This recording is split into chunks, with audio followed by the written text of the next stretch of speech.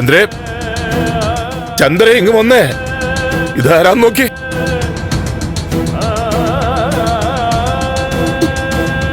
എന്താ എന്താ ബാലു? ഇത് നോക്കി, നോക്ക്, ഇതാരാന്ന് നോക്ക്.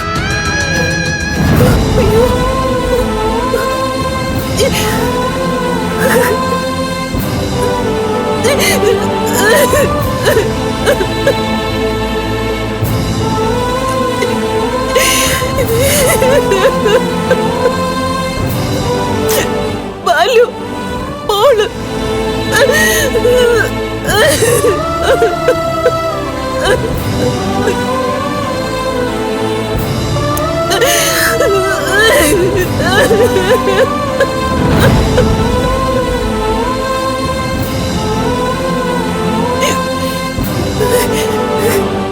ക്ഷമിക്കണം സാർ. സാറും മേഡവും എല്ലാം മറക്കാൻ ശ്രമിക്കുമ്പോൾ ഞാൻ ഇങ്ങനെയൊരു ചിത്രമായിട്ട് വരാൻ പാടില്ലായിരുന്നു.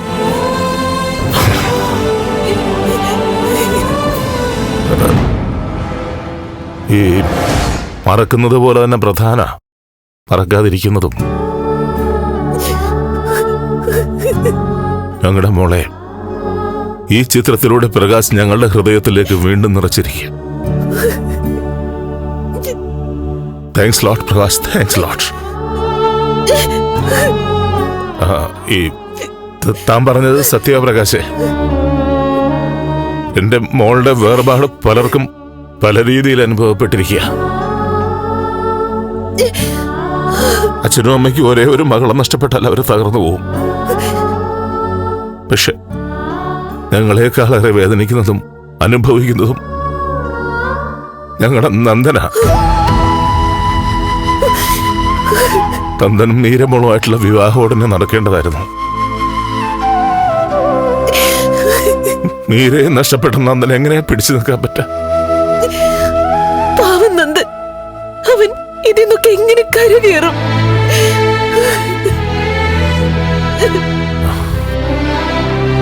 ഞങ്ങൾ അവനെ ഇവിടേക്ക് കൊണ്ടുവരും. ഒരു നല്ല പെൺകുട്ടിയെ കണ്ടെത്തിയിട്ട് ഞങ്ങൾ അവന്റെ വിവാഹം നടത്തും.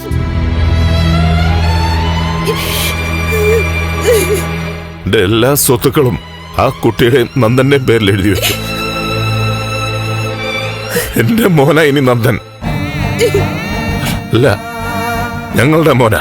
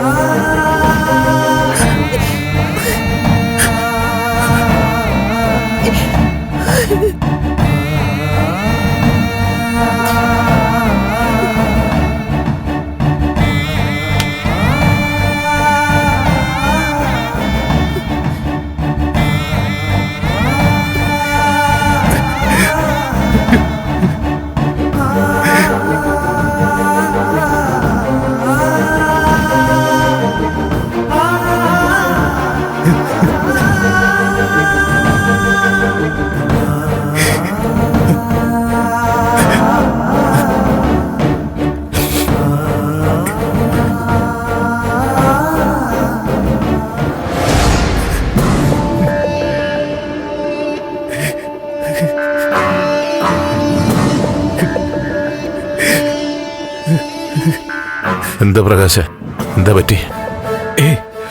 ഒന്നുമില്ല സാർ. പറയേ, താൻ എന്തിനാ കരഞ്ഞേ? ഒന്നുമില്ല സാർ. നന്ദന്റെയും മീരയുടെയും കാര്യം പറഞ്ഞപ്പോ മുതൽ തന്നെ അസ്വസ്ഥനാണല്ലോ. ഇനിയിപ്പോ നന്ദനോട് തനിക്ക് എന്തെങ്കിലും? ഇല്ല സാർ, ഒന്നുമില്ല. പറയേ. മോള് നഷ്ടപ്പെട്ടൊരു അച്ഛനാ ഞാൻ. എന്താ കാര്യം? പിടിച്ചു നിൽക്കാൻ പറ്റുന്നില്ല സാർ എനിക്ക്. എന്താടോ കാര്യം? പറയേ. എന്താ മോനെ, എന്താണെങ്കിലും പറയേ. സാർ, സാർ, നന്ദൻ നന്ദന്റെ വിവാഹം കഴിഞ്ഞതാ സർ.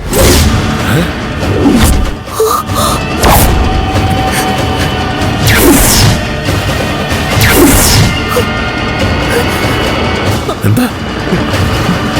മീരെ വിവാഹം കഴിക്കാൻ നന്ദന് പറ്റില്ലായിരുന്നു സർ. സത്യം. ബാലു, എന്താടോ? എന്താ താൻ പറഞ്ഞേ? സത്യം ഞാൻ പറഞ്ഞത്. നന്ദന്റെ ഭാര്യ ദേവിക സർ. ബാലു, ദേവിക നന്ദൻ വിവാഹം കഴിച്ചതാ.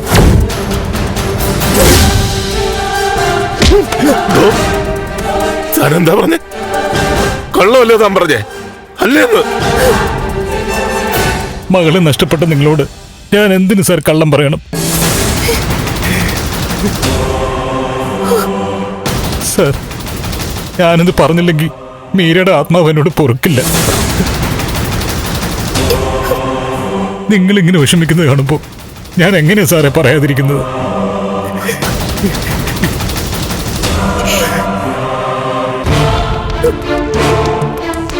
ദേവികയെ സ്നേഹിച്ച് വിവാഹം കഴിച്ച് കൊണ്ടുവന്ന നന്ദൻ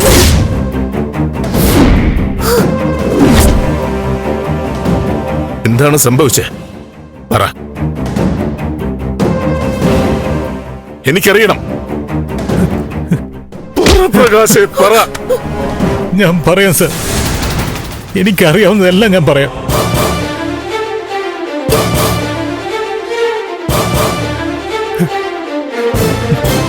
നന്ദനും ദേവികയും ഒരേ കോളേജിൽ പഠിച്ചതാ.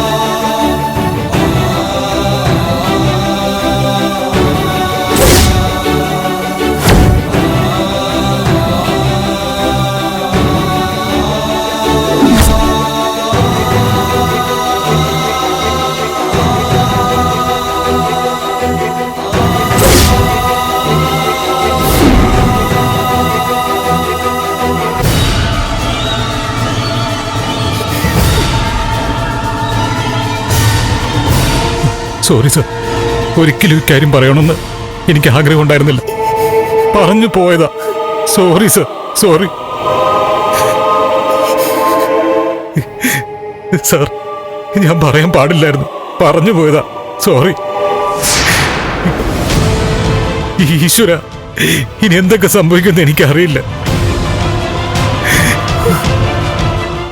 ചന്ദ്രത്തുള്ളവരെങ്ങാനും ഇത് അറിഞ്ഞാൽ വിഷയോ സർ? നന്ദനൊരു പാവ, പക്ഷെ പ്രകാശ് പോയിക്കോ. ചെല്ല. സർ, ഞാനായിട്ട് ഇക്കാര്യം പറഞ്ഞെന്ന് ഇല്ല. പ്രകാശിന്റെ പേരാരും അറിയില്ല. ചെല്ലേ, പ്രകാശ് പോ. സാർ, വലിയ പ്രശ്നമൊന്നും ഉണ്ടാക്കണ്ട. പ്രകാശിനോട് പോകാനല്ലേ പറഞ്ഞേ?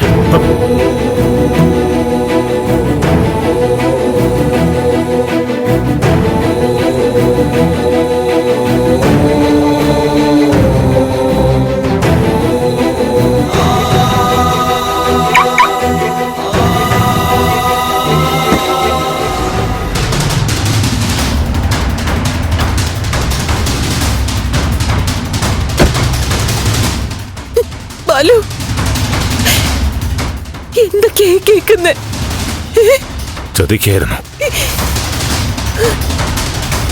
എല്ലാരും കൂടി എന്റെ മോളെ ചതിക്കായിരുന്നു. സിദ്ധാർത്ഥനും പ്രഭയും എല്ലാരും കൂടി ചതിക്കായിരുന്നു.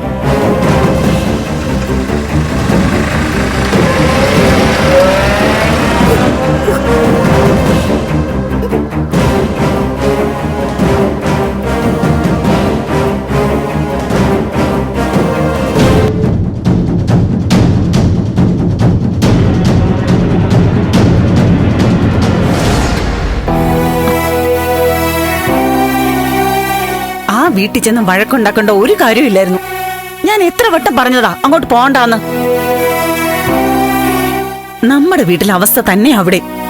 ഇവിടെ ദേവിയും മാധവട്ടനെയും കാണാത്തതിന്റെ ദുഃഖം, അവിടെ മീര മരിച്ചതിന്റെ ദുഃഖം. മീര മരിച്ചതിൽ ദുഃഖിച്ചോട്ടെ, കുറ്റമൊക്കെ കൂടി ചേച്ചിയുടെ അച്ഛന്റെ തലയിൽ വെക്കുന്ന എന്തിനാ?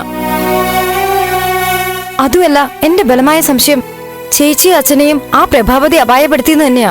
അല്ലല്ല, എല്ലാം കൂടെ ആലോചിക്കുമ്പോ അവർക്കൊന്നും ഇതിൽ പങ്കുള്ളതായിട്ട് തോന്നുന്നില്ല.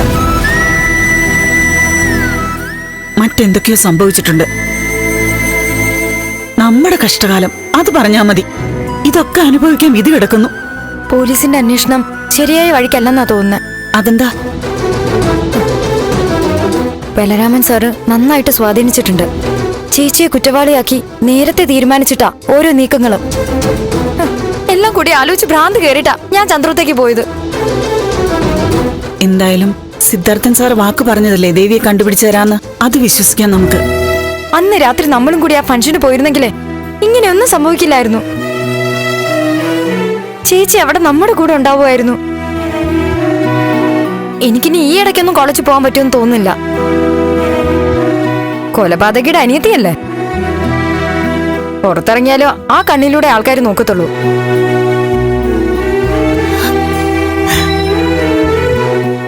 ഈശ്വര, ഇത്രയൊക്കെ അനുഭവിക്കാൻ കഴിഞ്ഞ ജന്മത്തിൽ ഞങ്ങൾ എന്ത് പാപം ചെയ്തു? കഴിഞ്ഞ ജന്മത്തിലെ അല്ല, ഈ ജന്മത്തിലെ തെറ്റാ. ദേവിയച്ച നേരത്തെ തന്നെ ചന്ദ്രത്തൊന്ന് ഇങ്ങോട്ട് വിളിച്ചോണ്ട് വരണമായിരുന്നു. അത് ചെയ്യാതിരുന്നത് നമ്മുടെ എല്ലാവരുടെയും വീഴ്ചയാ. ഞാൻ എടുക്കുന്നില്ല. ആരെങ്കിലും ഭീഷണിപ്പെടുത്താൻ വിളിക്കുന്നതായിരിക്കും. അല്ലല്ല, എടുത്തു നോക്കടി. അവരുടെ വിവരം കിട്ടിട്ട് ആരെങ്കിലും വിളിക്കുന്നതാണെങ്കിലോ? എടുക്ക. ഹലോ, നിന്റെ മോളെ എവിടെയാടി ഒളിപ്പിച്ചിരിക്കുന്നേ? പറയടി, എവിടെ നിന്റെ മോള്? അവള് രക്ഷപ്പെടാൻ പോണില്ല, തീർത്ത് കളയും തന്തേ മോളെ. അവരെ മാത്രം ആക്കണ്ട, ഞങ്ങളും കൂടെ അങ്ങ് തീർത്തേക്ക. എവിടെ നിന്നെ?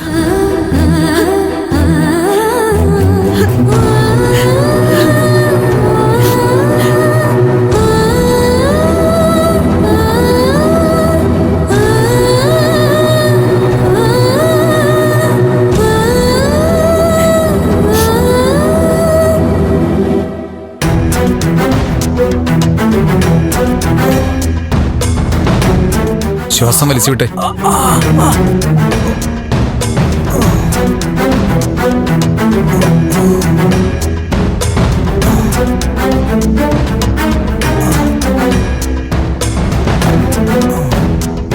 ഇന്നലത്തെക്കാലം ബെറ്റർ ആയിട്ടുണ്ട്.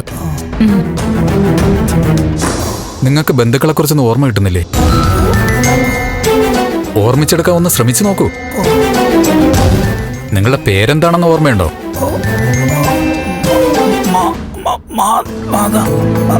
എന്താ? മാധവൻ എന്നാണോ?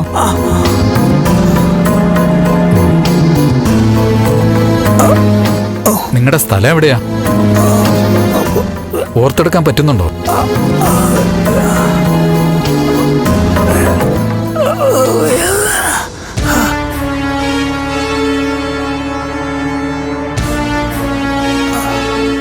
സെക്യൂരിറ്റി ആയിരുന്നല്ലേ? സാർ, എന്താ മണി? ഒരു മിനിറ്റ് ഒന്ന് വന്നേ സാർ.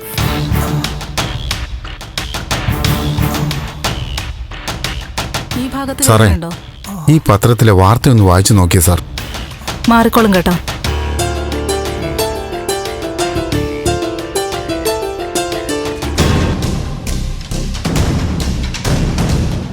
ഒന്ന് ഓർത്തു നോക്കിയേ, ആക്സിഡന്റ് വല്ലതും പറ്റിയതാണോ?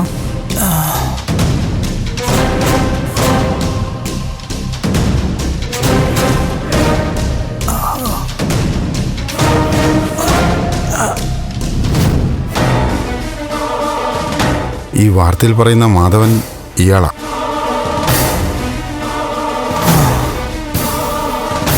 അപ്പോ കൊലപാതകം നടത്തിയിട്ട് മുങ്ങിയതിനിടയിൽ എന്തോ സംഭവിച്ചു. ഉടൻ പോലീസിനെ അറിയിക്കണം. ഒന്ന് ഓർത്തു നോക്ക്. നിങ്ങൾ എന്തായാലും ഇയാളുടെ അടുത്ത് വേണം. രക്ഷപ്പെടാൻ അനുവദിക്കരുത്. ഞാൻ ആദ്യം സൂപ്പറിനോട് റിപ്പോർട്ട് ചെയ്യട്ടെ, കേട്ടോ? ഓക്കെ. എന്താ നിങ്ങൾക്ക് സംഭവിച്ചെന്ന് ഒന്ന് ഓർത്തു നോക്കാവോ?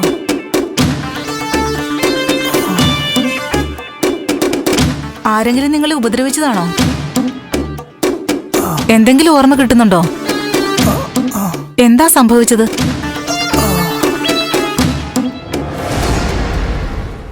ഒന്നും അങ്ങോട്ട് വിശ്വസിക്കാൻ പറ്റുന്നില്ല.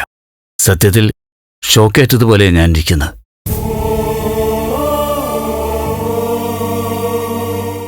ഒരു വലിയ അബദ്ധമാണല്ലോ നന്ദന്റെ ഇന്ന് സംഭവിച്ചിരിക്കുന്നത്.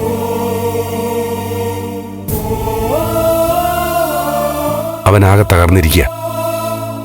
പോലീസിൽ കീഴടങ്ങണമെന്ന ഒറ്റ വാഴ്ചയിൽ അവൻ നിൽക്കുന്ന.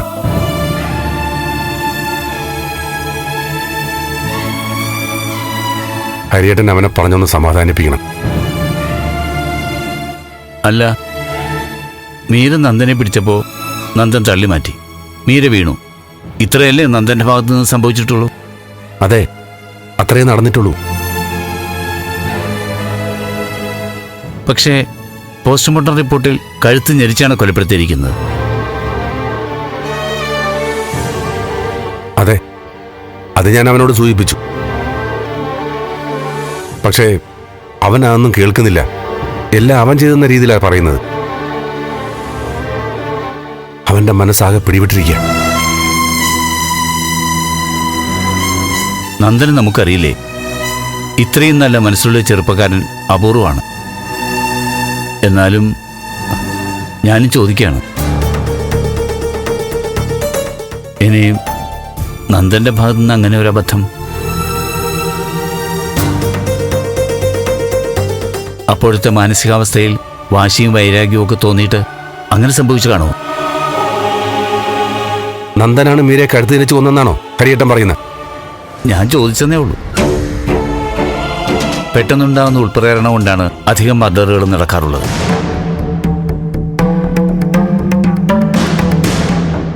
കൊല്ലാനൊന്നും ഉദ്ദേശിച്ചിട്ടായിരിക്കില്ല. അപ്പോഴത്തെ ഈഗോയിലും വാശിയിലും ഒക്കെ സമനില തെറ്റും. എന്റെ മുന്നിൽ വരുന്ന 90% മർഡർ കേസുകളും പെട്ടെന്നുള്ള ഉൾപ്രേരണയിൽ സംഭവിക്കുന്നതാണ്.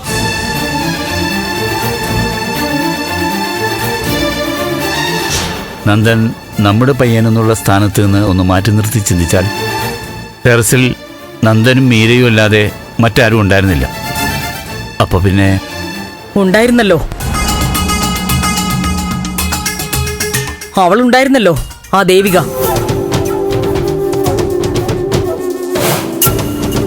അവളും ആ മാധവനും കൂടിയാ മീരയുടെ ജീവൻ എടുത്തത്. ഒന്ന് വെറുതെ ഇരിക്കും പ്രഭ.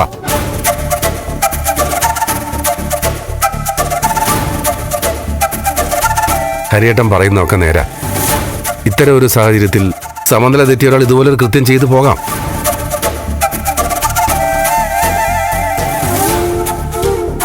പക്ഷേ നന്ദൻ അങ്ങനെ ചെയ്യണമായിരുന്നെങ്കിൽ ഇതിനു മുമ്പ് എത്രയോ പ്രകോപനങ്ങൾ മിരയിൽ നിന്നുണ്ടായിട്ടുണ്ട്.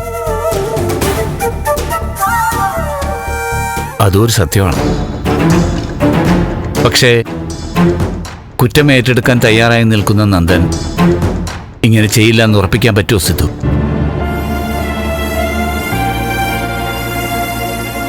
ഇനി ദേവികയിലേക്ക് ഫോക്കസ് ചെയ്താൽ എന്തുകൊണ്ടായിരിക്കും അവളും അച്ഛനും ചന്ദ്രത്ത് നിന്നും മാറിയത്? മാറിയതല്ല, കൊന്നിട്ട് ഒളിച്ചോടിയതാ. അമ്മേ പ്ലീസ് ഒന്ന് മിണ്ടാതിരിക്കോ.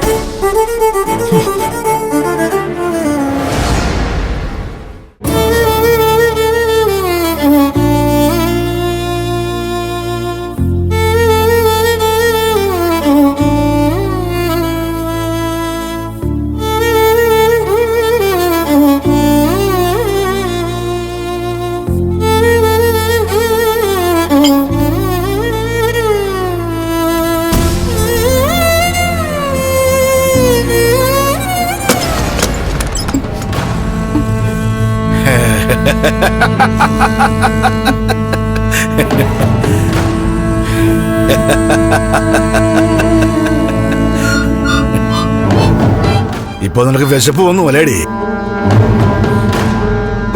എന്റെ സ്വഭാവം മനസ്സിലായല്ലോ. പറഞ്ഞാൽ തിരിച്ചിങ്ങോട്ട് ചോദിക്കാതെ അതങ്ങ് അനുസരിച്ചോണം. എന്റെ മാനം രക്ഷിച്ചപ്പോ ഞാൻ കരുതിയതേ മനസ്സിലല്പം ദയ ഉണ്ടാവും നിങ്ങൾക്കെന്നാ.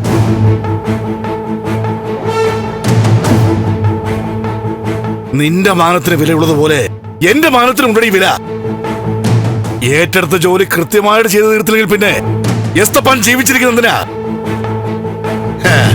ഒരെണ്ണം തന്നപ്പോഴേ നീ ഇരുന്ന് ഉണ്ണുന്നാണ്ടോ?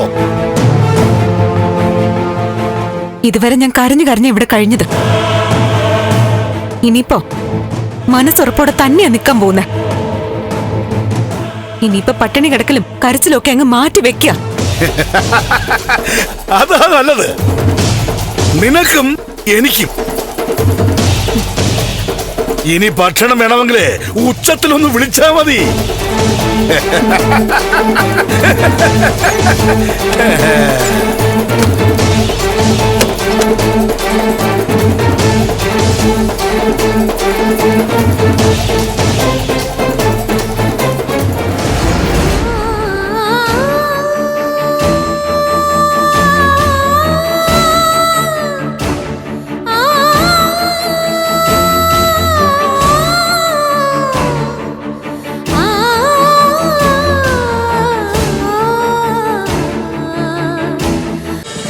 ഫ്ലവേഴ്സ് ഒരുക്കുന്ന കാഴ്ച വസന്തം യൂട്യൂബിൽ പ്രേക്ഷകർക്ക് ലൈവായി കാണാം. ഫ്ലവേഴ്സ് കോമഡിയിൽ ജോയിൻ ചെയ്യൂ, ആസ്വദിക്കൂ.